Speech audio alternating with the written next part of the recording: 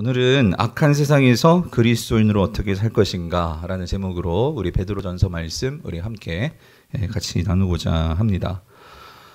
지금 우리가 읽고 있는 이 베드로전서는요, 사도 베드로가 이 네로 황제의 그 치하 아래서 시련과 박해를 받고 있는 우리 신자들을 격려하기 위해서 쓴 편지가 베드로전서입니다.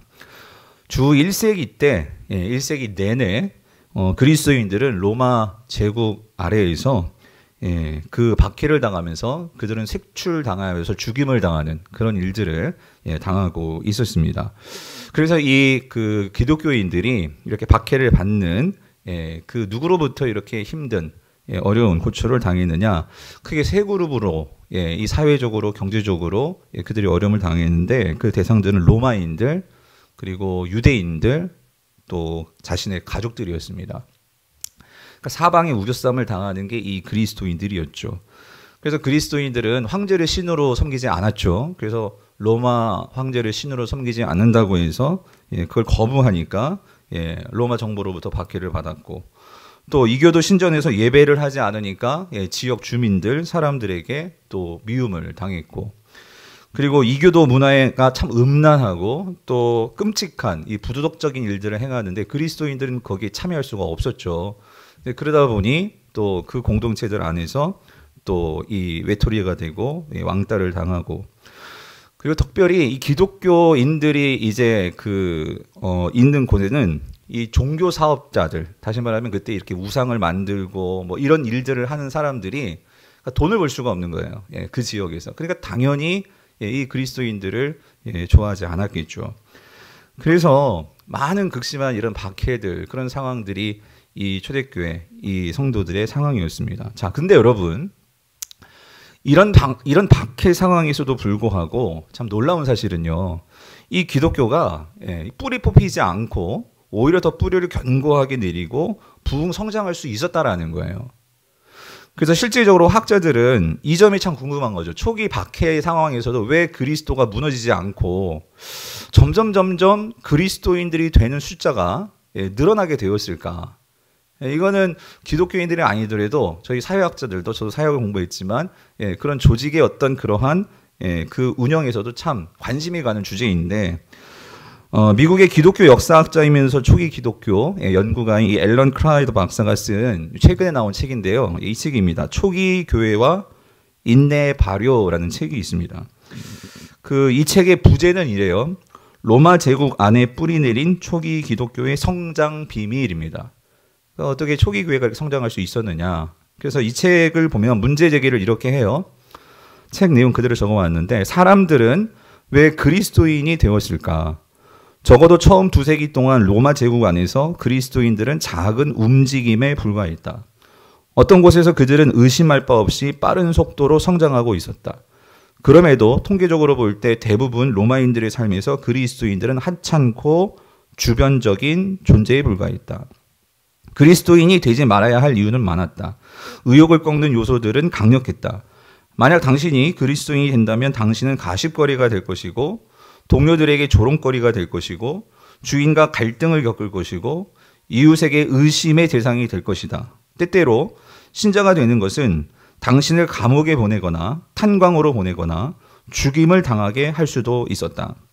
또한 당시에는 사람들이 택할 수 있는 아주 다양한 종교적 선택지들이 존재했다. 공적인 종교 집단들, 가족의 종교 집단들, 사적인 종교 집단들, 치유와 관련된 종교 집단들, 신탁 사당들이 존재했다. 그런 것들이 대다수 사람들을 충분히 만족시키고 있었기에 그들은 다른 무언가를 찾지 않았다. 대부분의 사람들은 그리스도인이 되지 않았다. 그러나 어떤 이들은 그리스도인들이 되었다. 무엇이 그들을 움직였을까?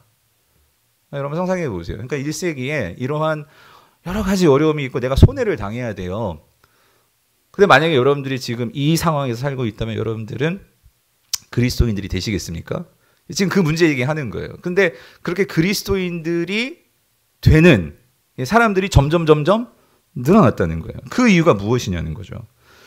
그래서 이 책이 제시하는 그 답은요. 근데 한 가지 참 재미있는, 우리의 어떤 상식을 깨는 어떤 그러한 설명이 있습니다. 저한테는 그랬어요. 그 뭐냐면 초대교회는 그 성도들이 이제 교회가 성장하는데 우리는 교회가 성장하려면 뭘 해야 될까요, 여러분? 뭘 해야 될 것 같아요?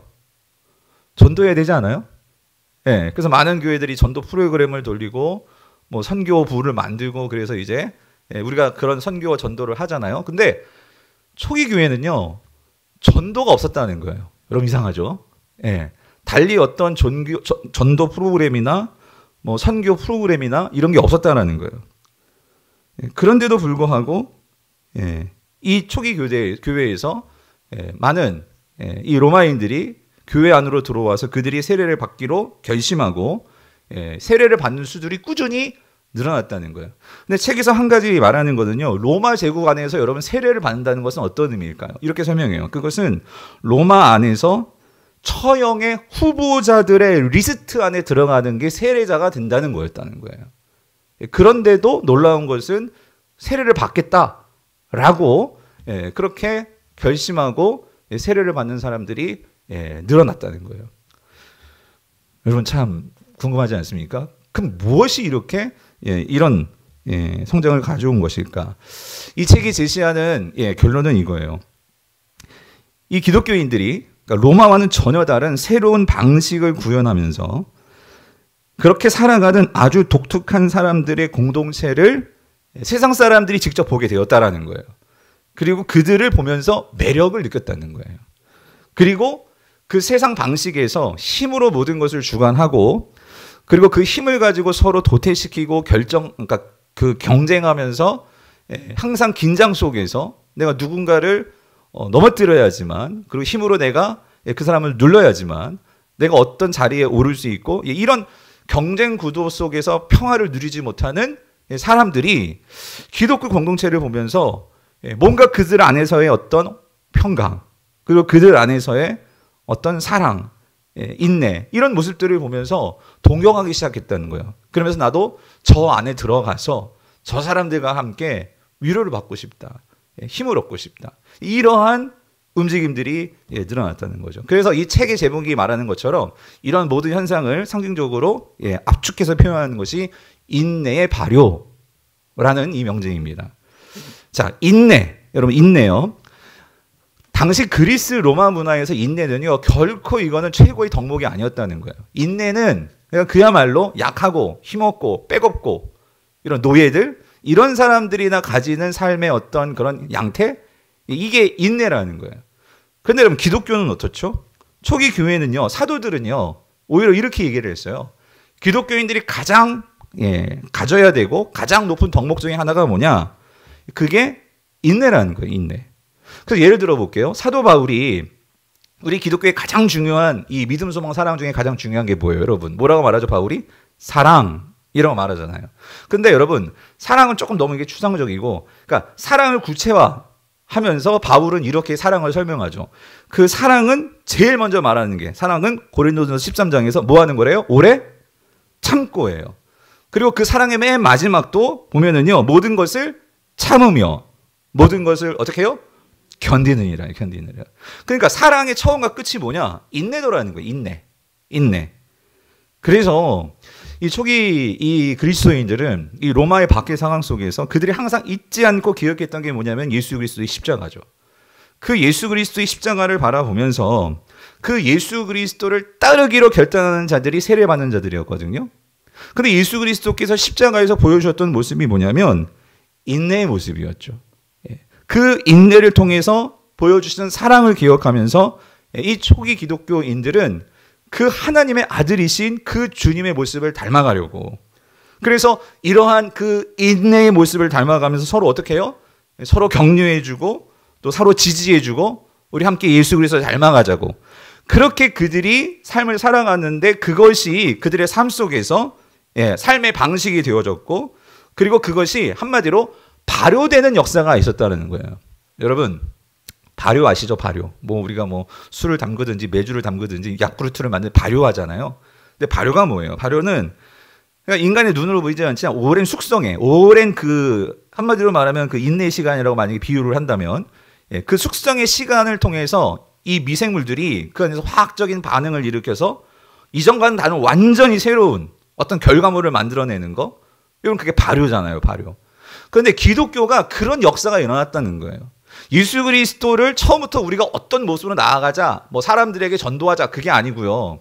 그 예수 그리스도를 닮아가자 하면서 인내의 모습을 바라보면서 그냥 묵묵히 로마 박해 상황 속에서 그들은 인내를 지켜갔다는 거예요. 그런데 그것이 시간이 지나면서 어떻게 발효되었느냐? 오히려 로마 사람들이 그 그리스도 공동체의 삶의 모습을 동경하고, 왜냐하면 너무나 힘들거든요. 여러분 느끼잖아요. 지금 세상에서 그렇게 악착같이 살아가지만 결국 그 악착같이 살아가는 세상 속에서 우리는 어때요? 때로는 건강을 잃고 돈을 잃고 때로는 가정도 잃어버리고 사랑도 잃어버리고, 그러면서 내 마음에 평강은 없고, 그리고 나중에는 뭔가 이루었지만 허무하고, 이런 모습들이 세상 속에 있는데, 그런데 기독교인들을 보니까 저들은 뭐가 그렇게 좋은지 같이 모여서 함께 삶을 나누고 힘을 얻고 위로를 받고 하늘의 소망을 품고, 그래서 나보다 남을 더 섬기려고 하고, 이런 모습들, 그런 모습들에 대해서 사람들이 관심을 갖게 되고, 그래서 그들이 또 세상에서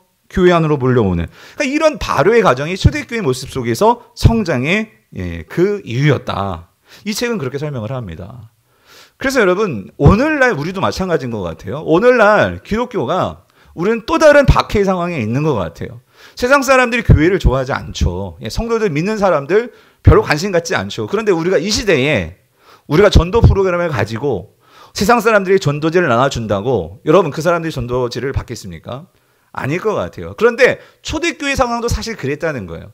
어떤 전도지 만들어가지고 막 핏게 들고, 그게 아니라 초대교회 성도들은 묵묵하게 자신의 삶의 자리에서 예수 그리스도가 십자가에서 보여주신 그 인내의 모습을 그냥 따라갔다는 거예요. 그렇게 살아갔다는 거죠.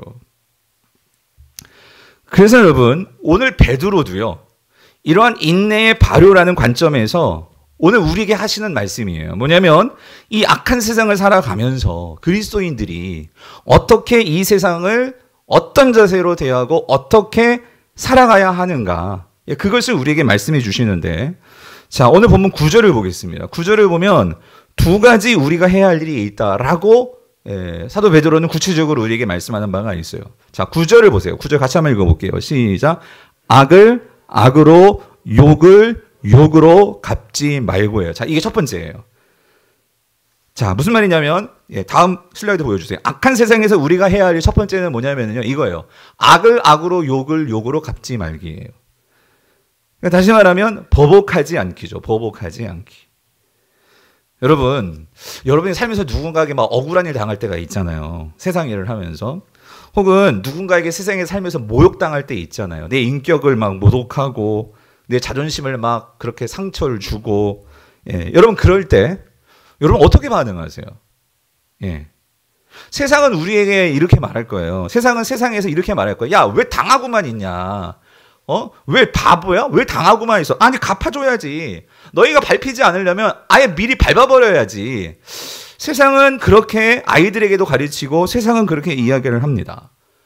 근데 사실 여러분, 누군가 근거 없이 막 나를 그렇게 험담을 하고 심한 말로 상처를 줄 때 묵묵히 참는 거, 여러분 잘 되세요? 참 어렵죠. 특별히 이게 우리 생존권과 관련이 있으면, 야, 이거를 그냥 참는다? 결코 쉬운 일이 아닐 겁니다. 근데 여러분 이거 기억하세요.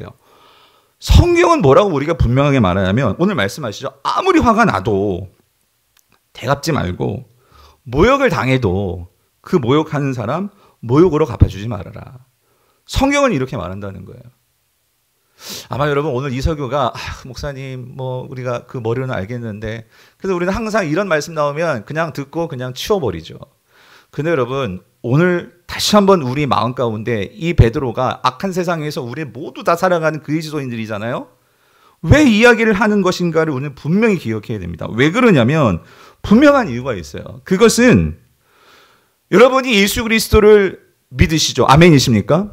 믿는다는 것은 여러분 이거 잊어버리면 안 돼요. 여러분 세례를 받으신 분이 대부분이세요. 지금 여기 보니까 세례를 받았다는 것은 왜 세례를 받는 거예요? 내가 그 주님을 끝까지 따라가겠습니다. 주님 버리지 않고 하나님 방식, 주님 방식 따라가면서 예수를 섬기겠습니다. 이걸 결단하는 게 이게 세례거든요. 어제도 제가 주례했지만 우리 신랑 신부 와 있지만 다른 것보다도 요즘 제가 이제 이렇게 주례를 많이 하면서 항상 어떤 면에서 아쉬운 게 뭐냐면요. 정말 그들이 이걸 진짜 심각하게 여겨야 되는데, 뭐 저도 그랬어요, 사실. 그리고 그 당시 이 세례가 아니라 결혼식장에서 막 떨리니까 잘 잊어먹을 수도 있어요. 근데 여러분, 결혼식에서 정말 중요한 건 서약입니다, 서약. 하나님 앞에서, 증인 앞에서, 그리고 주례자 앞에서, 하객들 앞에서 약속을 하는 거예요. 뭐냐면 내 남편에게 어떤 어려움이 있고 무슨 일이 있고 하더라도 내가 이 사람만큼은 내가 하나님께서 짝 지어주신 짝으로 믿고 그를 사랑하고 끝까지 함께 하겠습니다. 아내도 마찬가지죠. 이 아내에 대해서는 어떤 일이 있어도 내가 이 떠나지 않고 지켜주고 함께 해주고 하나님이 주신 내 배필로서 그렇게 여기면서 사랑하겠습니다. 이거를 서약했단 말이에요. 근데 여러분 잘 아시죠? 살다 보면 항상 그러고 싶어요. 어떨 땐 내 마음을 막 긁어놓고 내 자존심을 막 상하게 하고 상처를 주고, 아니 가까이 있는 이 부분인데도 서로 적과의 동침이라고 그런 말도 있잖아요. 그러면서 서로 원수같이 막 그런단 말이에요. 근데 여러분 그때 어떻게 해야 돼? 그렇다고 갈라서요? 기억해야지. 뭐 했어요? 서약했잖아. 예?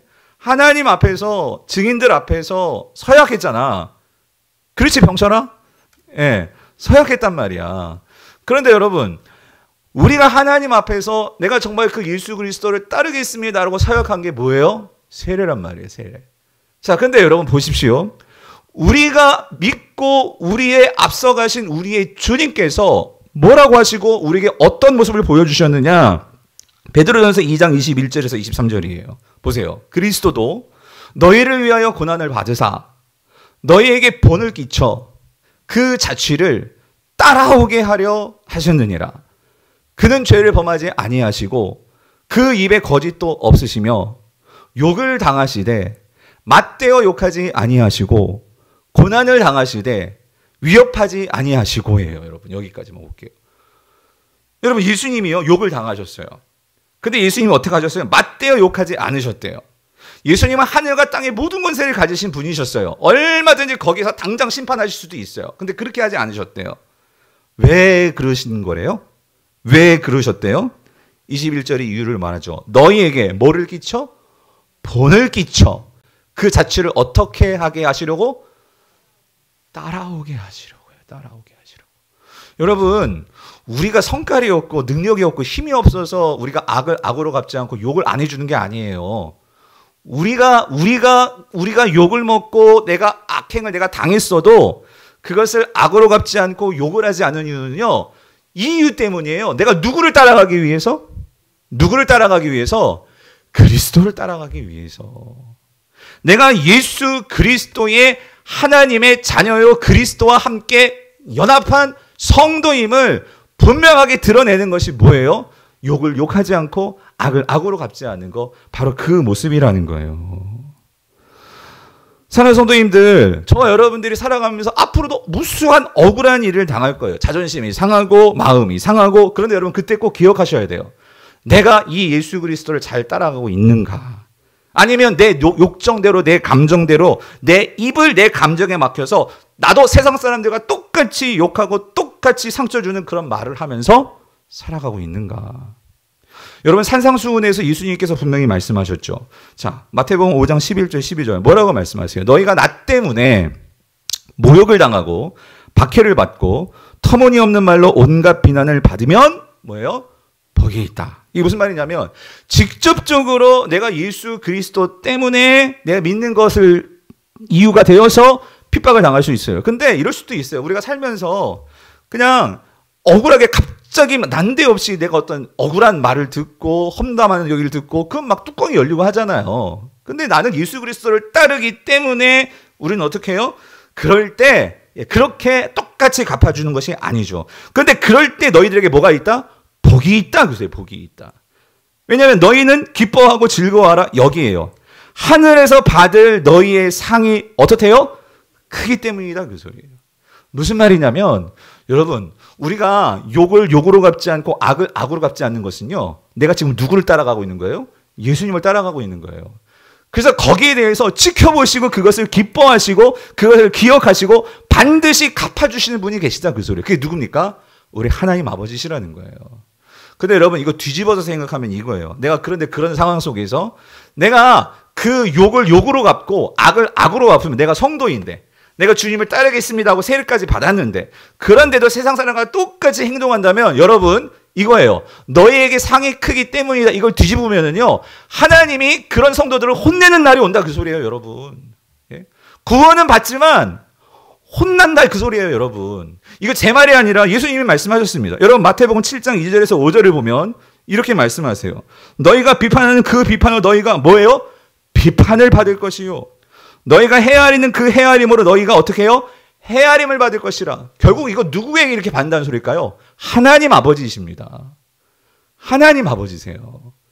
3절 말씀하시죠. 어찌하여 형제의 눈 속에 있는 티는 보고 네 눈 속에 있는 들보는 깨닫지 못하느냐. 보라 네 눈 속에 들보가 있는데 어찌하여 형제에게 말하기를 나로 내 눈 속에 있는 티를 빼게 하라 하겠느냐. 주님 말씀하세요. 외식하는 자여 먼저 내 눈의 속에서 들보를 빼어라. 그 회야 밝히 보고 형제의 눈 속에서 티를 빼리라. 사랑하는 성도님들, 우리가 세상 속에서 근데 여러분 이게 산상수훈이요. 이게 지금 누구에게 주시는 말씀이냐면 제자들에게 주시는 말씀이거든요. 그러면 이게 세상 사람들을 향한 그 부분에서의 말씀이기도 하지만 또 한 가지 중요한 것은요. 우리가 산상수훈에서 우리가 생각해야 될 게 있어요. 이거는요. 교회 공동체 안에서도 해당되는 말씀이라는 거예요. 무슨 말이냐면 주님 안에서 한 형제 되었는데 만약에 그 형제들을 비판한다? 여러분 이거 주님께 혼날 일이라는 거예요. 혼날 일. 왜 그러냐면 이 교회 공동체는 하나님 나라를 보여주는 샘플이거든요.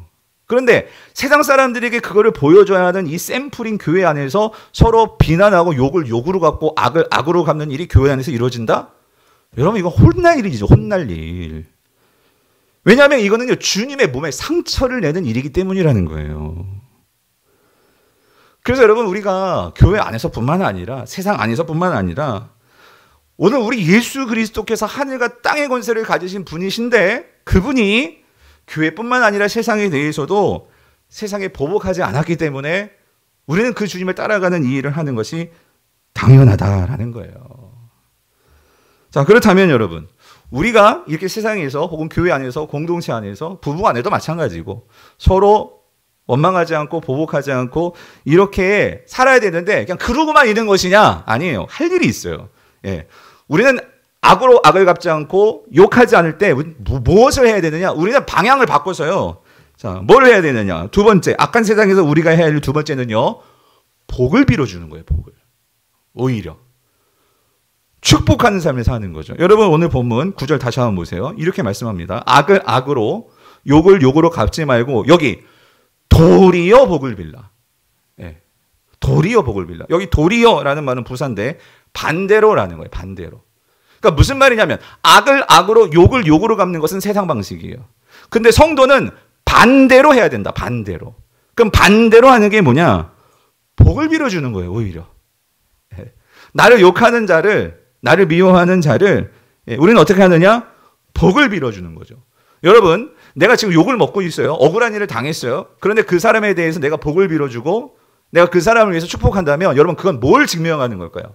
내 자신 안에서 스스로에게도 나는 지금 누구를 따라가고 있는 거예요? 누구를?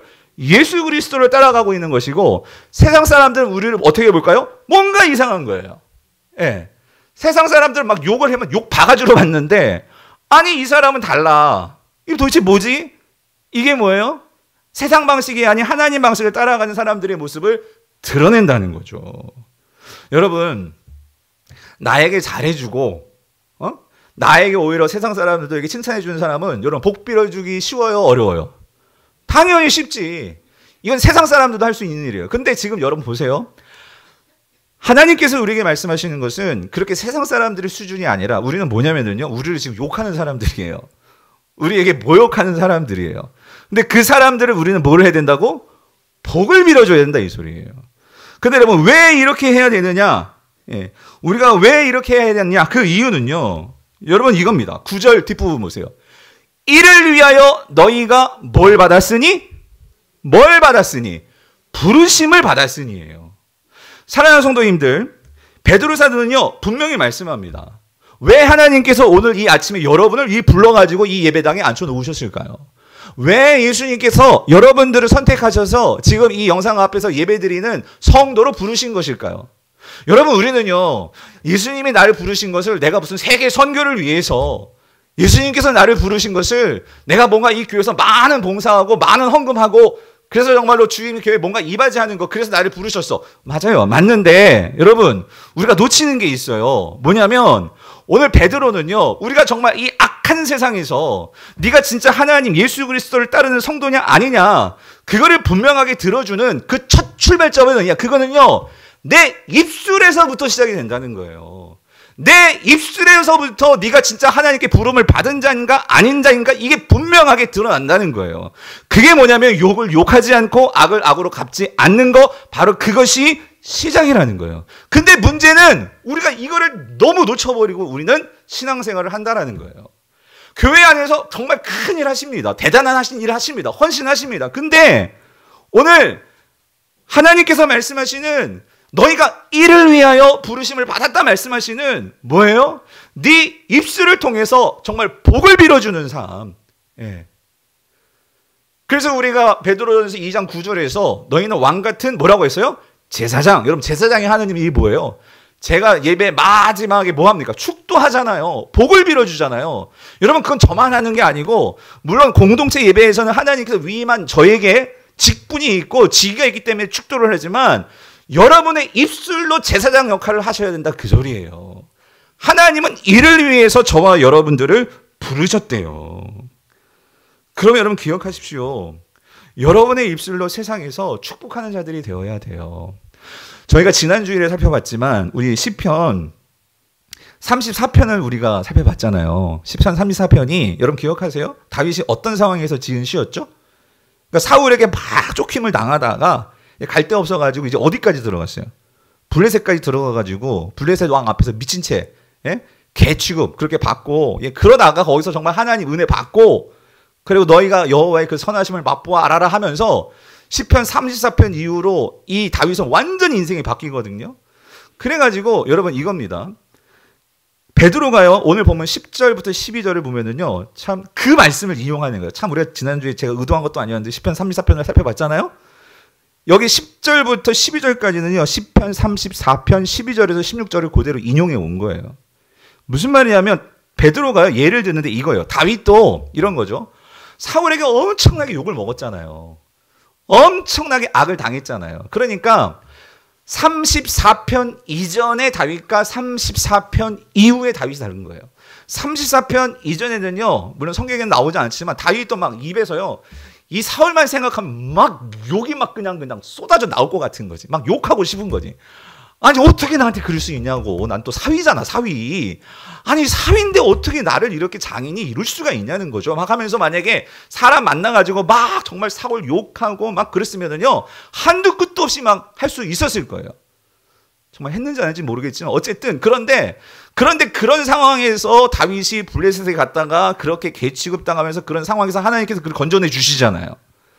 그리고 나와가지고 하나님의 은혜를 경험하고 나와가지고 이 다윗이 뭐라고 그가 은혜를 간증하냐면 이렇게 10절, 11절 우리 같이 한번 읽어볼게요. 시작. 그러므로 생명을 사랑하고 좋은 날 보기를 원하는 자는 혀를 금하여 악한 말을 그치며 그 입술로 거짓을 말하지 말고. 이게 무슨 말이냐면 저는 다윗도 욕했을 것 같아. 그걸 회개하는 것 같아. 무슨 말이냐면 이거예요. 생명을 사랑하고 좋은 날 보기를 원하는 자는, 이 말은 뭐냐면요, 여러분 성경 보세요. 9절의 뒷부분에 이 복을 이어받을 자라는 이게 나와요. 이게 바로 누구냐면 생명을 사랑하고 좋은 날 보기를 원하는 자가 복을 이어받을 자입니다. 여기서 구체적인 복은 하나님 나라를 유업을 받을 자예요. 그러니까 하나님 나라의 유업을 받을 자라는 것은 앞으로 넘어가면 이게 바로 부르심을 받은 자죠. 근데 그 부르심을 받은 자는 누구냐? 10절로 말하면 생명을 사랑하고 좋은 날 보기를 원하는 자라는 거예요. 그런데 이들의 특징이 있다. 그러니까 부르심을 받아서 예수 그리스도를 따라가는 자는 결국 예수 그리스도를 따라가다 보면 어디에 이르겠어요? 하나님 나라에 이르게 되겠죠? 하나님의 유업을 받게 되겠죠? 그래서 이러한 그림을 가지고 예수 그리스도를 따라가는 자들은 어떻게 하느냐? 아까 말씀드렸죠? 혀를 금한다, 그 소리예요. 혀를. 왜 그러냐면 우리가 주님의 부름받은 자인데도 불구하고 제일 먼저 내가 주님의 부르심을 막고 저 사람이 주님의 부르심을 받은 자인지 아닌지 이거를 혼란케 하는 그 첫 번째는요, 가장 쉽게 우리가 범하는 그 첫 출발이 어디냐면 입에서 일어난다. 그래서 입에서. 그래서 다윗은 말하는 거예요. 내가 정말 이거를 잘 내가 처음에 간수하지 못했는데 내가 깨닫고 나서 내가 입을 간수한다. 그래서 혀를 금하여서 악한 말을 하는 것을 어때요? 그친다 그거지. 그래서 여러분 보세요. 시편 34편 이후에 다윗은요, 사울을 욕하지 않습니다. 여러분 그거 아세요? 사울을 욕하지 않고 오히려 자신의 부하들이요 부추기죠. 다윗 어떻게 사울이 그럴 수가 있습니까? 그래가지고 우리 사울을 죽입시다. 그러니까 다윗이 뭐라고? 야, 그러면 안 돼. 하나님의 기름 부음 받은 자를 우리가 어떻게 함부로 그럴 수가 있어? 너희들 다시는 그런 말 하지 마. 그게 누구예요? 다윗이었어요. 다윗. 예수 그리스도를 따라가는 자, 하나님을 따라가는 자의 모습이 바로 입술에 파수꾼을 세우는 자들이라는 거예요. 왜냐하면 그것을 통해서 세상 사람들도 어떻게 세상 사람들도 예수 믿는 사람이나 교회 안 다니는 사람이나 똑같다는 것이요. 딱 그 사람이 하는 말을 보면 알 수가 있어요. 말을 보면. 그래서 혀를 금하여 악한 말을 그치며 또 한 가지 그 입술로 뭐를 말하지 않아요? 거짓말하지 않는다 그 소리예요. 어떤 상황 모면하려고 막 거짓말을 막 하고 사람들 있는 말 없는 말 다 갖다 붙여가지고 사람들 막 매장하고 여러분 세상 사람들 얼마나 그런 일 많이 합니까? 특별히 지금 이 선거철에 막 서로 막 거짓 뉴스를 갖다 퍼 나르고 막 SNS에 여러분 성도님들 정말 부탁드리는데요. 여러분 좀 카톡으로 이렇게 그 여러 가지 그 하더라 뉴스와 가짜 뉴스 너무 많거든요. 그거 정말 분별하시면서 나르셔야지. 내가 정말 예수 그리스도를 믿는 자들이라면 성경이 분명하게 말씀하잖아요. 거짓을 말하지 말고. 근데 여러분 선거판에서 가장 많이 나오는 이 찌라시라고 여러분 들어보셨잖아요. 그런 이상한 그런 얘기가 사실인처럼 막 해가지고 사람을 매장시키고 분열시키고 이게 거짓을 말하는 거예요. 이거 하지 말라는 거예요.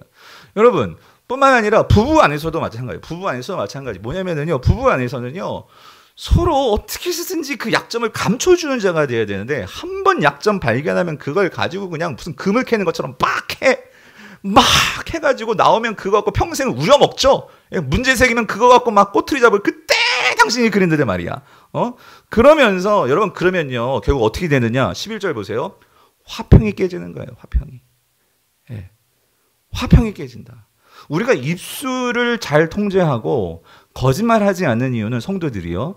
다윗은 이렇게 얘기해요. 악에서 떠나 선을 행하고 자, 뭘 구하며? 화평을 구하며. 하나님께서 가장 중요하게 여기시는 게 샬롬입니다. 샬롬. 에덴 동산에서 이 죄가 샬롬을 깨뜨려 버렸어요. 하나님은 이 샬롬을 회복하기 위해서 지금 누구를 보내시는 거예요? 예수 그리스도를 이 땅에 보내시는 거예요. 그런데 그렇게 다 화평을 다시 만들어 놓으신데 그거를 깨는 게 뭐예요? 우리 입술 관리 잘못할 때. 지금 베드로는 그걸 정확하게 짚고 있는 거예요. 그래서 성도님들, 우리가 정말 이 세상에서 억울한 일을 당하고 뭐 교회에서도 마찬가지고 여러분 뭐 가정에서도 그렇고 직장에서도 그렇고 얼마나 많습니까? 이런 일이 너무나 많은 게 우리 일상이 되어버렸는데, 그래서 오늘 이 베드로는 분명하게 우리에게 말하는 거죠. 그리고 다윗도 이런 일을 겪으면서도 끝까지 그는 사울에 대해서 욕하지 않고 그거를 품고 나아가요. 그런데도 여러분 참 놀랍지 않아요? 아니 어떻게 그럴 수 있을까? 저도 참 그게 놀라웠어요. 아니 이게 저도 설교를 하지만 이게 그냥 맨정신으로 그냥 우리가 꾹 참는다고 해서 이게 참을 일이란 말이죠. 만약에 그렇다면 여러분 생각해 보세요. 오늘 목사님 그러면 이렇게 욕하지 말고 막 참으라고 했는데 그러다 보면 정말 속병 날 사람들도 있을 거예요. 근데 제가 다윗을 보면서 놀라는 게 뭐냐면요. 여러분 그거 아세요? 사울은 평생도록 이 다윗을 쫓아다니면서 다윗 욕하면서 그렇게 살았는데 여러분 결국 미친 사람은 누구냐? 다윗은요 그렇게 나를 욕하고 그렇게 나를 미워하고 하는 사울을 당했는데도 그거 꾹꾹 참았거든요. 여러분 누가 미쳤을까요? 참는 사람이 미쳤을까요? 그렇게 욕하고 그렇게 막 그냥 함부로 말하고 하는 사람이 미쳤을까요? 성경은 우리에게 보여줘요. 사울이 미칩니다. 그거 아세요? 사울이 정신병에 걸리죠. 근데 다윗은 어때요? 정신병에 걸리지 않아요. 우리 같으면 목사님 정말 속병 날 것 같아요. 막 정말 미칠 것 같아요. 저도 그럴 것 같아요. 근데 여러분 제가 오늘 본문을 묵상하면서 그 비결을 알았어요. 그게 뭔지 아십니까? 다윗에게는 힘이 있었어요. 힘. 그걸 무조건 꾹 참는다고 그게 아니고요. 우리의 마음의 초점이 바뀌어야 돼. 초점이. 그거더라고. 초점이 바뀌는데 우리의 마음의 이 에너지와 우리의 방향을 어디로 흘려보내야 되냐면 하나님께서 하실 일이 있다는 거예요. 여러분 그게 뭔지 아십니까? 그게 오늘 12절이에요. 12절. 이게 다윗의 힘이었어요. 12절 같이 한번 읽어볼게요. 시작. 주의 눈은 의인을 향하시고 그의 귀는 의인의 간구에 기울이시되 주의 얼굴은 악행하는 자들을 대하시느니라 하였느냐. 이게 무슨 말인지 아세요? 다윗은요, 지금 내가 주님을 따라가고 있잖아요. 그렇기 때문에 다윗은 봤어요. 그렇게 주님을 따라가는 나를 지난주에 봤죠? 하나님께서 아름답게 보신다고요. 예. 주의 선하심을 맛보아 알면은요, 하나님께서 반드시 우리를 구원해 주신다는 다윗은 그 확신이 있었어요. 그리고 또 한 가지 더 중요한 게 있는데, 내가 사울을 심판하는 게 아니에요. 누가 심판하시냐? 여기에 나오죠. 주의 얼굴은 악행하는 자들을 어떻게 하신다고? 대하시느니라. 이게 무슨 말일까요? 하나님이 심판하신다 그 소리입니다, 여러분. 예. 하나님이 여러분 그냥 넘겨짚는 게 아니고요. 하나님이 반드시 이 모든 것을 지켜보시고 이 하나님께서 정의로 심판하시는 그 심판이 반드시 있다는 거예요. 오늘 성도들이 잊지 말아야 되는 게 있어요. 오늘 많은 성도들이 이 땅을 살아가면서 잊어버리는 신앙 가운데 하나가 종말 신앙입니다. 여러분 종말 신앙의 가장 중요한 포인트는요, 하나님이 심판하신다는 거예요. 그런 면에서 제가 제자훈련 때 말씀드렸지만 우리 청년들은 잘 알 건데 요즘 지옥이라는 영화가 있거든요. 물론 넷플릭스에서 연속으로 나오는 건데 여러분들 꼭 보라고 제가 추천하지 않겠는데 하도 청년들이 보고 저에게 추천해서 봤어요. 봤는데 뭐 그게 꼭 뭐 지옥이 뭐 성경적이다 뭐 이런 걸 떠나서 근데 한 가지 분명한 것은요. 거기서 이건 분명한 것 같아요. 뭐냐면 지옥이 내가 정말로 죽어서 지옥 간다는 것을 내가 알면은요. 그 삶 자체가 지옥이 되는 거예요. 무슨 말인지 이해되세요? 여러분이 죽을 날짜를 알아요. 근데 여러분이 지옥 간다고 생각해 보세요. 하나님의 심판을 받아서 지옥 간다고 생각해 보세요. 지금 사는 게 여러분 아무리 내가 무슨 뭐 롯데 무슨 뭐 좋은 막 그런 몇 백층 넘어가는 그런 전망 좋은 집에서 살고 좋은 차를 타고 다니는데 아니 내가 지옥에 가는데 여러분 그 차가 무슨 소용이 있겠어요, 여러분. 내 사는 것 자체가 지옥이지. 근데 여러분 지금 다윗이 그걸 말하는 거예요. 내가 하나님께서 나를 그 하나님의 그 영원한 집에 나를 들어가게 해주시고 하나님께서 나의 눈을 비켜보시면서 나를 아름답다 하시고 하나님께서 나를 인정해 주시는데 아니 내가 심판자가 돼가지고 지금 사울을 막 욕하고 사울을 막 그냥 그 비난하고 그런다고 여러분 그게 나에게 무슨 큰 이익이 되겠습니까? 나중에 하나님이 심판하실 건데. 그런데 내가 심판자가 되고 너 왜 이렇게 해가지고 막 멱살 잡고 여기서 내가 뭐 죽기 살기 해보자. 그러면 나중에 하나님 심판대 앞에서 하나님이 나를 변호해 주시고 너 내 이 다윗이 이렇게 잘한 거 봐봐. 하나님께서 변호해 주실 건데 아니 변호할 건덕지가 없는데 이게 무슨 말인지 되세요? 제 말이 아니라 지금 다윗이 말하는데 오늘 하나님 예수님도 그러셨더라고. 여러분 아까 읽었던 우리 베드로전서 2장 23절을 보세요. 왜 예수님께서 욕을 참으시고 맞대어서 욕하지 아니하신 줄 아십니까? 예수님께서 이렇게 하셨대요. 욕을 당하시되 맞대어 욕하지 아니하시고 고난을 당하시되 위협하지 아니하셨는데 그 이유가 뭐래요? 오직 공의로 심판하시는 이에게 뭐예요? 부탁하시며요. 성도님들 저도 마찬가지예요. 억울하면은요 막 정말 진짜 가만히 있고 싶지 않아. 근데 그럴 때 우리가 같이 이 말씀 붙들고 같이 기도하면서 뭐냐면은요, 여러분, 예수님께서 왜 그 심판권이 지금 이 땅에서도 있으셨는데 왜 심판하지 않으셨을까? 오히려 예수님은 그것을 하나님께 맡기셨대요. 그래서 예수님은 우리에게 증거를 보여주고 싶으신 거예요. 뭐냐면 십자가에서. 예수님께서 십자가에서 죽으시고 부활하심은 오늘 우리에게 뭘 보여주시냐면 종말의 증거를 보여주시는 거예요. 하나님의 심판이 반드시 있고 그 심판 이후에 성도들에게는 이 부활이라는 하나님의 새로운 역사가 이루어지는 이 하나님의 나라가 있다라는 것을 당신의 죽으심과 부활로 우리에게 입증해 주신 거예요. 여러분 그게 예수님의 십자가의 죽으심과 부활이라는 거예요. 우리가 정말로 그것을 믿는다면 순간순간 여러분 내 안에서 막 이게 막 우라통이 막 쳐오를 때가 있어요. 그때 우리는 이 말씀 오직 공의로 심판하시는 이에게 부탁하시며 여러분 내가 심판주가 되잖아요. 그럼 어떤 일이 벌어지느냐? 복수혈전이 되는 거예요. 계속 복수가 복수를 낳고 여러분 그게 끊어지지가 않는 거예요. 그런데도 여러분 마지막 한 가지. 베드로는요. 우리에게 악을 악으로 갚지 않고 욕을 욕으로 하지 않으면서 근데 이렇게 하는 게 베드로도 알아요. 이거 혼자 하는 거 너무 힘들다 그 소리예요. 여러분 이거 내 힘으로 이걸 정말 이거 해낼 수 있을까요? 없어요. 그래서 베드로가 뭐라고 말하냐? 마지막으로 라고 말하면서 베드로가 우리에게 말하는 건 이거예요. 여러분 악한 세상을요. 절대로 성도 혼자 여러분 상대할 수 없습니다. 그래서 베드로가 우리에게 제시하는 게 뭐냐면요. 성도들에게는요.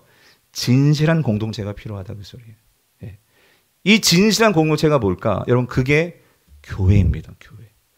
그런데 교회가 필요한데 교회가 어떤 공동체라고? 그냥 공동체가 아니라 진실한 공동체.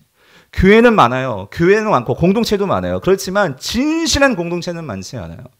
제가 여기 앞에서 참 많이 하나님께 담임 목사로서 정말 가슴 아프기도 하고 또 감사하기도 하고 했던 점이 바로 요 대목인데 여러분 베드로가요. 오늘 8절에서 정말 진실한 공동체는 어떤 공동체냐? 5가지 기준을 말해줍니다. 5가지 덕목을 말해줘요. 뭐냐면은요. 우리 같이 한번 하나씩 읽어볼게요. 자 보세요. 마지막으로 말하노니 너희가 다 어떻게 마음을 같이 하여. 이게 첫 번째예요. 두 번째는 동정하며요. 세 번째는 형제를 사랑하며요. 네 번째는 불쌍히 여기며요. 5번째는 겸손하며요. 여러분. 이 5가지가 있을 때 그 공동체가 진실한 공동체라는 거예요. 여러분이 한번 순모임을 놓고 생각해보면 우리 순모임에 과연 마음을 같이 하며 동정하며 형제를 사랑하며 불쌍히 여기며 겸손하며가 있는가? 아니면 우리 교회 안에 이런 5가지가 있는가? 여러분 여기서 마음을 같이 하여. 첫 번째, 이 마음을 같이 하여. 이건 무슨 말이냐면요. 그러니까 진실한 공동체가 되기 위해서 첫 번째로 베드로가 꼽는 것은 마음을 같이 하여예요. 이게 뭐냐면 이거는요. 교회는 조화를 이루어야 된다 그 소리예요. 조화. 이게 뭐냐면 여러분 교회는요. 달라도 너무 다른 사람들이 모인 것이 교회예요. 예. 여러분 이걸 잊으시면 안 돼요. 그런데 여러분 보세요. 교회가 하나됨을 추구한다 할 때 여러분 이거는요. 여러분 세상은 이렇죠. 뭐냐면 힘 있는 자들 다 내 밑으로 모여 해가지고 내 아래에서 나보고 무조건 나를 따라 내 생각이 정답이야. 여러분 그러면서 하나로 만들려는 거예요. 이게 군대 문화죠. 군대 문화는 뭐 생각이고 자시구가 없어요. 그랬다가는 이 군대가 조직이 운영이 될 수 없으니까 무조건 힘으로 눌러버리는 거죠. 얼차례로 눌러버리는 거죠. 예, 생각의 여지가 없어요. 그냥 따라야 되는 거죠. 그런데 여러분 교회는 그런 곳이 아니죠. 예. 그러면 거기서 막 억울한 사람들이 나와요. 막 일을 가는 사람이 나오고 탈연병도 나오고 막 이렇게 되는 거예요. 자살하는 사람도 나오고 이렇게 되는 거예요. 근데 교회는 그런 곳이 아니에요. 여러분 교회는 달라도 너무 다른 사람이 만나서 여러분 지금 이 베드로 당시 초대교회만 해도요. 여러분 교회 안에는요. 이런 조합이 없어요. 첫 번째 남자와 여자. 이거 당연한 것 같이 생각하지만 이 당시 고대 사회는 남자 여자가요. 달라도 너무 달랐어요. 신분이 너무 다 달랐어요. 여러분 노예와 주인 달라도 너무 다르죠. 예. 그런데 여러분 생각해 보세요. 노예와 주인이 세상에서는요. 어떻게 노예와 주인이 같이 겸상을 합니까? 어떻게 한 밥상에서 밥을 먹냐고요. 근데 교회는 어때? 교회를 갔는데 노예하고 주인이 같이 밥을 먹고 있어. 예? 놀라운 거 아니에요? 거기다가 여러분 유대인과 헬라인 이거는 진짜 초대교회에서 진짜 어려웠던 부분이 이거였어요. 노예와 이 부자가 아니고요. 헬라인과 유대인 이거였어요. 왜냐하면 유대인은 뼛속 깊이 어릴 때부터 어떤 사고방식이 있었냐면 헬라인들과 같이 하면 안 돼. 헬라인은 너희들과 상종하면 안 돼. 이런 문화가 유대 문화다 보니까 이 교회가 됐는데 이 유대인들과 헬라인들이 같이 밥을 먹고 하니까 이 갈라디아서만 보더라도 막 여러분 유대인들이 막 바울 뭐라고 하고 베드로도 막 그 유대인들이 와가지고 막 뭐라고 하니까 막 숨고 막 이런 일 벌어지잖아요. 이런 게 교회였어요. 교회. 그런데 그럼에도 불구하고 하나님은 그런 다른 사람들이 어떻게 조화를 이루어야 된다. 예. 항상 그거를 말씀하시죠. 그래서 여러분 조화를 이룬다는 것은 무슨 말이냐면 마음을 같이 한다는 것은 무슨 말이냐면요. 편을 갈라서는 안 된다 그 소리예요. 편을 갈라서는. 교회 안에서. 끼리끼리. 예? 내 어떤 이 사람 그룹 저 사람 그룹. 여러분 그거 안 된다는 거예요. 교회는. 예. 그래서는 안 된다. 예. 여러분 이런 거죠. 내가 교회에서 막 뭐 11조 많이 합니다. 뭐 혹은 내가 장로 직분 받았어요. 권사 직분 받았어요. 봉사를 많이 해요. 성경 지식이 많아요. 다른 사람들보다 뭔가 내가 하는 일이 많아요. 그러면 자연스럽게 교회에서 사람들이 이렇게 우러러보고 사람들이 인정해 주죠. 그러다 보니까 나도 모르게 여러분 잘 보세요. 잘 힘이 들어갈 수가 있어요. 목소리에 힘이 들어가고 예? 내 몸에 힘이 들어가고. 근데 문제는 그렇게 되면서 힘이 들어가니까 그러지 못하는 사람들 어떻게 해요? 배제되는 거예요. 예. 구석으로 몰아가는 거예요. 예. 그러면서 여러분, 교회는 여러분 중요한 것은요, 예수 그리스도의 피값으로 세워진 교회라고 우리가 얘기하잖아요. 그 말은 뭐냐면 우리는 예수 그리스도의 피로 한 몸 된 지체들이에요. 아멘이십니까? 그러면 이게 피로 맺어진 예수 그리스도의 혈연 공동체, 새로운 가족이란 말이에요. 여러분, 가족 안에서 여러분 조금 나보다 못한 식구가 있다고 그 식구를 이렇게 배제하고 넌 밥도 먹지 마 하고, 여러분 그래요? 예? 넌 나가. 나가. 그래요? 그러지만 나가라고 해도 다시 들어와. 맞아주는 게 가족이잖아요, 가족. 예? 교회는 서로 다르다고 해서 여러분 그렇게 배제해서는 안 된다고 그래요. 제가요, 빌립보서를 보면서 항상 마음에 이렇게 안쓰럽기도 하고 바울의 심정이 너무나 같이 이렇게 동하는 이 장면이 있는데, 그게 뭐냐면요, 빌립보서 4장 2절이에요. 여기서 베드로의 심정이 바울의 심정이 느껴지는데 뭐냐면요, 빌립보서는요 정말 기쁨의 서신이고, 예, 이 빌립보 교회는 사실 바울에게 참 고마운 교회였거든요. 근데 바울에게 가시가 있어서 너무 아픈 게 있어서, 그게 뭐냐면 이 두 분 때문에. 자 보세요. 내가 유오디아를 권하고 순두개를 권하노니 주 안에서 뭐래요? 같은 마음을 품으라, 이거예요. 이게 누구냐면 이 빌립보 교회에 두 권사님이 있었어요. 권사님. 예, 그냥 하는 게 아니라 이 두 분 여자분들이에요.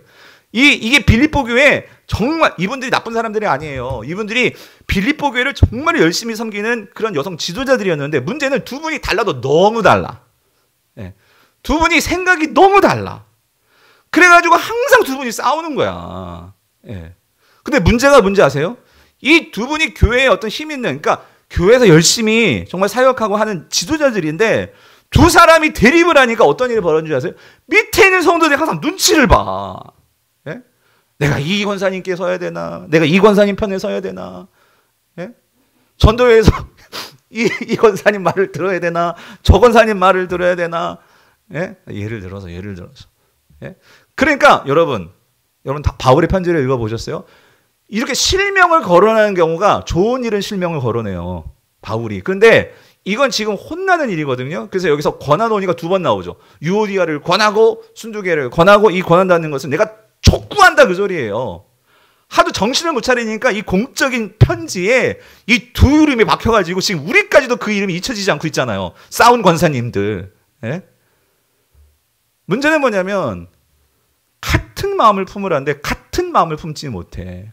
다시 말씀드려요. 이분들이 나쁜 사람들이 아닌데 교회를 위해서 그러는 거예요. 근데 여러분, 왜 하나 되지 못할까요? 퀴즈. 왜 하나 되지 못할까? 다 교회를 위해서 한다고 하는데 그 이유가 뭘까요? 여러분, 이거예요. 왜 우리가 교회 안에서 한 마음을 품지 못할까? 여러분, 이거 잘 기억하세요. 우리가 다 달라요. 교회는 그렇게 다른 사람들이 모였지만 하나 될 수 있는 곳이 교회예요. 어떨 때? 제가 예를 들어 볼게요. 제가 옛날에 내가 지휘를 하고 싶다, 오케스트라 지휘자가 되는 게 꿈이었다고 했잖아요. 만약에 플룻을 부는 어떤 집사님하고, 가령 예를 들어서 바이올린을 키는 예를 들어서 어떤 집사님하고 싸웠어. 예? 근데 그 두 분이 연주를 합니다. 예, 베토벤의 뭐 어떤 교향곡을 연주합니다. 그런데 이분들이 싸웠는데도 불구하고 화음이 나와요. 화음이. 왜 그럴까요? 싸웠는데 불협화음이 나오는 게 아니라 싸웠는데도 이분들이 화음을 만들어내요. 왜 그러는 거예요? 왜? 작곡가가 그 적어놓은 악보대로 연주를 하니까. 그렇지 않아요? 무슨 말이냐면 서로 다르지만 마음은 상했지만, 그런데 그 작곡가가 정해준, 그 써준 대로 그 악보를 연주해야 되잖아요. 연주하면 어떤 소리가 나와요?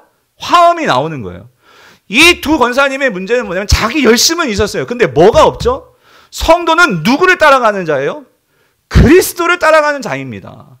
여러분, 우리 모두가 그리스도를 따라간다면 욕을 욕으로 갚지 않고 악을 악으로 갚지 말라고 주님이 말씀하셨는데, 서로 달라도 예수 그리스도를 따라간다면 서로 마음을 같이 하나 되게 할 수 있지 않을까요? 여러분, 이게 성경이 말하는 진리예요. 우리가 정말 예수 그리스도를 제대로 따라가고 있다면, 그래서 여러분 이렇게 결론 내릴 수 있어요. 뭐냐면, 내가 정말로 주님을 따른다고 하면서도 계속 뭔가 부딪혀. 부부든지, 뭐 중직자든지, 뭐 당회원이든지, 교사든지, 아니면 세상에서도 왜 부딪히는 걸까요? 그건 이거예요, 여러분. 내가 주님을 따라가고 있지 않는 거예요, 여러분.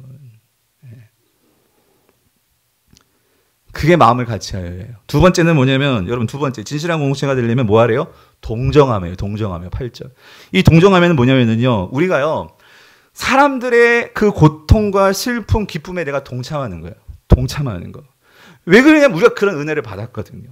예수 그리스도가 우리에게 보여주신, 이 크리스마스에 보여주신 정신은 뭐냐면 성육신의 정신이에요. 그래서 여러분 보십시오. 빌립보서 2장 5절에서 7절 이렇게 말씀하시죠. 너희 안에 이 마음을 품으라. 곧 그리스도 예수의 마음이니 그는 근본 하나님의 본체시나 하나님의 동등됨을 취할 것으로 여기지 아니하시고 오히려 자기를 비워 종의 형체를 갖자 사람들과 같이 되셨고. 여러분, 예수님께서 보여주시는 게 뭐예요? 왜 예수님이 그 하나님의 그 영광스러운 본체를 포기하시고 왜 인간의 몸을 입으셨습니까? 우리를 이해해 주시려고. 예. 우리와 같은 처지에서 우리를 도와주시려고. 예. 그래서 자기를 비워서 종의 형체를 가지신 거예요. 그래서 교회는 그 예수님을 따라 같이 동정할 수 있는 자들이 되어라. 그래서 여러분, 우리 교회 이 정신이 이거 아니에요? 함께 울고 함께 웃는 강부그루이 아닙니까? 예. 그냥 이렇게 문구만 적어 놓은 게 아니라 우리가 어떻게 이 정신을 같이 구현할 수 있을까? 이거는 예수님이 그렇게 하셨으니까. 예. 우리가 이걸 따라가야 한단 말이죠. 세 번째는 뭐예요? 8절에 보세요. 세 번째는 형제를 사랑하며예요. 여기서 이 사랑은 아가페하고는 조금 달라요. 여기서 이 사랑은 원어적으로는 필라델포스예요. 필라델포스는 뭐냐면요, 이것은 우정을 말해요. 이게 무슨 말이냐면, 여러분, 참 제가 안타까운 게, 교회를 다녀도 교회 안에 친구가 없어. 그거 아세요, 여러분? 교회를 다니는데 교회도 사무적으로 다니시는 분들이 있는 것 같아. 예? 직분으로 다니시고. 그게 아니라 교회는요, 친구들이 있어야 돼요. 무슨 말이냐면, 교회 안에서요, 서로가 정말 같이 집을 오픈해서 같이 밥도 먹을 수 있고, 우리 집에 초청해가지고 같이 우정을 나누고, 세상 사람들 술 한잔하면 되게 친해지잖아. 근데 교회는 오래 다녔는데 정말 마음을 나눌 수 있는 그런 성도가 없다? 이런 거 문제 있으신 거예요. 네. 뭐가 없는 거예요? 형제를 사랑하며 우정이 없는 거예요. 사귀려고 하지 않았으니. 맨날 사귀는 사람만 말고, 우리 모두 다 주님 안에서 한 형제인데 말 한번 건네주고 누가 누구인지 손잡아주고 관심 가져주고, 이게 형제를 사랑하며 불쌍히 여기며. 이 말은 뭐예요? 이것은 다른 사람의 필요에 민감해져라. 민감해져라. 그러니까 이 집이 지금 많이 힘든 것 같아. 그럼 우리가 기도도 해줘야겠죠? 특별히 코로나로 지금 막 자가격리 되어 있어. 얼마나 힘들겠어요? 그럼 집 앞에 문고리다가 뭐라도 걸어주고 오고 하는 이런 작은 실천. 예, 이게 교회 공동체라는 거죠. 그리고 마지막 겸손하며. 이거 뭐예요? 서로 섬기려고. 어떻게든지 내가 섬기려고. 예, 여러분, 5가지입니다. 5가지. 우리 순모님들 중에 이것이 잘 되는 순모님들이 있어요. 제가 보면 순장 보고서 보면 그게 느껴져요. 읽혀요. 읽혀. 정말 서로 아껴주려고 하고, 힘든 상황에서 서로 챙겨주려고 하고, 어떻게든지 모이려고 하고, 그런 순이 있는가 하면은, 어떤 순들은 목사님, 내가 정말 외로워요. 아니, 순이 있는데 그 속에서도 외롭대. 이게 무슨 말이지? 예. 이게 참, 이게 우리 양극단. 그래서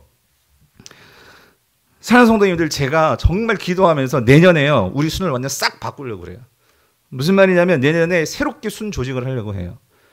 뭐냐면, 지금 코로나기 때문이기도 해요. 여러분이 코로나기 때문에 8명, 10명씩 이제 모일 수 없어요. 5명 딱, 한 차로 움직이기 딱 좋게 5명씩 흩어모여 해가지고, 그리고 또 한 가지. 순원들 중에는요, 억지로 막 이렇게 들어와가지고, 그냥 미름만 걸어 놓으시는 순원들도 있는 것 같아요. 그러다 보니까 제대로 모이시는 순원들이 또 힘들어하는 것 같아요. 그래서 제가 꿈꾸는 건 뭐냐면요, 이거예요. 내년에는 잘 되는 순을 적극적으로 지원할 거예요. 그래서 그런 것들을 보고, 목사님 나도 저순 들어가게 해주세요. 목사님 나도 이제 순모임 하고 싶어요. 그래서 여러분, 왜냐면 제가 무조건 다 넣었더니만 이게 여러분, 이건 자발적인 여러분의 참여이기 때문에 제가 뭐 어떻게 할 수가 없어. 그러니까 여러분들이 정말 넣어달라고 하면 넣어드릴 것이고, 그럼에도 불구하고 목사님 난 혼자 신앙생활 하겠습니다. 그런데 여러분, 제가 한 가지 분명히 말씀드릴게요. 오늘 성경에서 베드로가 왜 이 말을 하냐면, 진실한 공동체를 왜 말하냐면요, 여러분, 신앙은 결코 혼자서 성장할 수 없어요. 예. 제가 예전에 그 설악산에 이렇게 그 케이블카를 타고 가는데, 이 사진 보여주세요. 소나무가 바위 틈에서 자라는 거예요. 여러분, 이 사진 보세요. 근데 제가 그걸 보는 순간 무슨 생각이 들었냐면, 와, 얼마나 힘들까, 이런 생각이 든 거예요, 여러분. 여러분, 바위 틈에서 이렇게 소나무가 이렇게 자란다는 게, 이게 얼마나, 그게 증명하는 게, 소나무가 이게 쭉쭉 커야 되는데 어때요? 막 사지가 비틀어져 있어. 그러니까 뭐냐면 살려고 버티는 거예요. 살려고 어떻게든지 살려고 그 바위틈에서 예? 뿌리를 내리고 살려고. 예. 제가 뭘 보냐면 우리 성도님들 중에 이런 걸 보는 거예요. 여러분 악한 세상을 혼자 이길 수 있을까요? 악한 세상에 남이 막 날 욕하고 막 나를 미워하는데 내가 무슨 힘으로 그들을 내가 품습니까? 아니 내가 힘이 없는데, 아니 내가 지금 영적인 힘이 없는데 내가 그들을 어떻게 품어요? 내가 힘이 있고 공급을 받아야 내가 품을 수 있지. 근데 많은 성도님들이 그냥 목사님 막 뭐 만사가 귀찮다고 이제 그래가지고 아예 머릿속에 순모임이 없는 그런 분들도 있어요. 여러분 성경은요 항상 우리에게 공동체를 강조합니다. 왜? 혼자서는 결코 세상을 상대할 수 없어요. 정말 여러분 한번 진지하게 영상으로 예배하시는 분들도 이제 교회 여러분 오래 다니셨고 앞으로도 신앙생활 해야 되잖아요. 여러분들 우리가 천국 갈 때까지 여러분 그렇게 살아서는 안 되고요. 우리가 세상에서 나그네로서 세상 속에서 정말 어떤 삶을 살아야 돼요? 왜 부르셨다고요? 복을 빌어줄 수 있는 삶을 우리가 살아야 돼요. 하나님께서 그래서 저와 여러분들 택하신 거예요. 제가 말이야 성경에 말씀하시잖아요. 이거를 위해서 불렀다. 그런데 복을 빌려주는 게 아니라 험담하고 미워하고 욕하고 여러분 그래가지고 나중에 하나님 앞에 서가지고 우리가 어떤 모습으로 주님 앞에 서시려고요. 근데 반대로 보세요. 반대로 여기 이 모습. 이 소나무들이 같이 모여가지고 군락을 이루니까 어때요? 쭉쭉 뻗어 자라는 거예요. 쭉쭉 뻗어. 예? 그 더 놀라운 것은 그렇게 나무들이 막 쭉쭉 뻗어가지고 자라니까 사람들이 몰려오잖아. 저기서 막 피톤치드 받겠다고 하고 막 그냥. 여러분 하나님의 섭리가 이렇습니다. 자연 속에서 보여주신 섭리가. 교회도 마찬가지라는 거예요. 교회도. 그래서 오늘 8절 요거 사진 앞에 슬라이드 다시 한번 보여주세요. 뭐라고 말씀하시냐면 요 포인트를 놓치면 안 돼. 뭐라고 말씀하셨느냐. 예, 그럼 다음 거 한번 보여주세요. 마지막으로 말하노니 너희가 여기 다 그랬지. 여기 보세요. 예외가 없어요. 너희가 성도들이고 부르심을 받았다면 다 어떻게 해야 돼? 마음을 같이하여 동정하며 형제를 사랑하며 불쌍히 여기며 겸손하며 예외 없어. 너희가 다. 이거를 사도 바울은 이렇게 풀어서 설명을 해요. 에베소 4장 16절. 그에게서 온 놈이 각 마디를 통하여 어떻게? 도움을 받아야 돼. 혼자서는 안 돼. 너희가 다. 이 말은 함께 그 말이거든요. 도움을 받음으로 연결되고 결합되어 각 지체의 분량대로 역사해야지만 그 몸이 어떻게 된다고요? 아까 우리가 그 나무 봤잖아요. 쭉쭉 자라게 된다. 사랑하는 성도님들, 여러분 한 사람 한 사람 너무나 소중한 사람들이에요. 여러분을 위해서 예수 그리스도께서 핏값으로 우리를 구원하셨고 그렇기 때문에 하나님은 저와 여러분들이 기대를 가지고 계신 거예요. 이 교회를 향해서 기대를 가지고 계세요. 우리 공동체를 통해서 하나님은요 축복을 빌어주는 삶을 살기를 하나님은 원하세요. 여러분의 직장에서 가정에서 이 공동체 안에서 누가 복을 빌어주는 삶이 될 수 있겠습니까? 오늘 저와 여러분들이라는 거예요. 바라기는 이 약한 세상에서 우리가 악을 악으로 욕으로 하는 것이 아니고 복을 빌어주는, 그래서 주님께서 우리에게 말씀하신 왕같은 제사장의 삶 살아내시는 저와 여러분 될 수 있기를 주님의 이름으로 축원드립니다.